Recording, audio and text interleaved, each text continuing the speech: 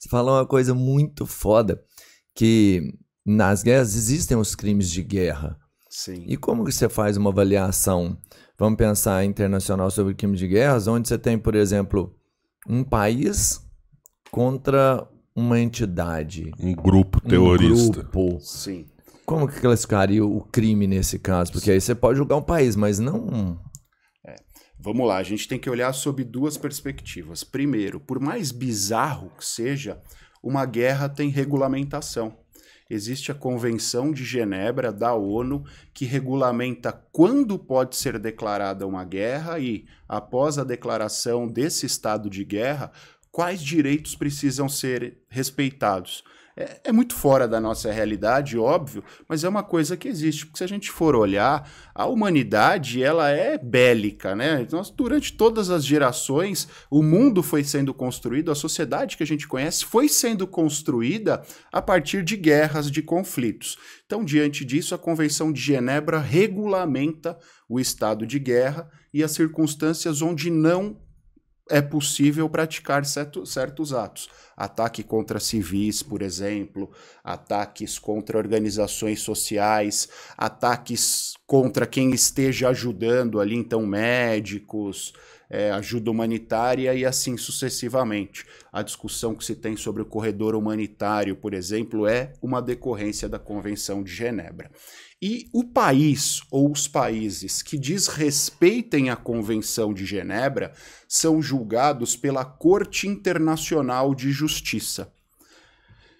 No que a gente pensa nos terroristas, que aí são pessoas físicas, pessoas individuais, obviamente, como eles não são um Estado soberano, eles não podem declarar guerra a ninguém. Pelo contrário, o próprio nome nos diz, eles são uma organização terrorista e devem ser tratados como tal.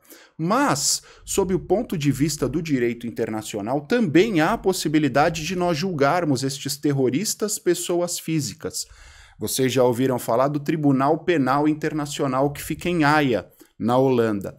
O Tribunal Penal Internacional julga única e exclusivamente pessoas físicas que cometam crimes de guerra, crimes contra a humanidade, genocídio e crimes de agressão.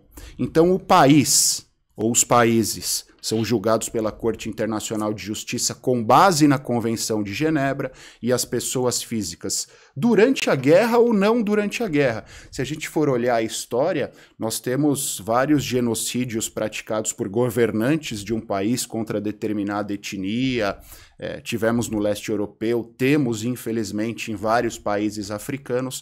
Essas pessoas físicas são julgadas em Haia, na Holanda, pelo Tribunal Penal Internacional. Então a legislação internacional separa essas duas possibilidades. Pô, e é frequente esse julgamento aí? Eu nunca vi nada assim, nunca ouvi falar nada disso. Não é tão frequente como os nossos julgamentos aqui internos, mas é frequente.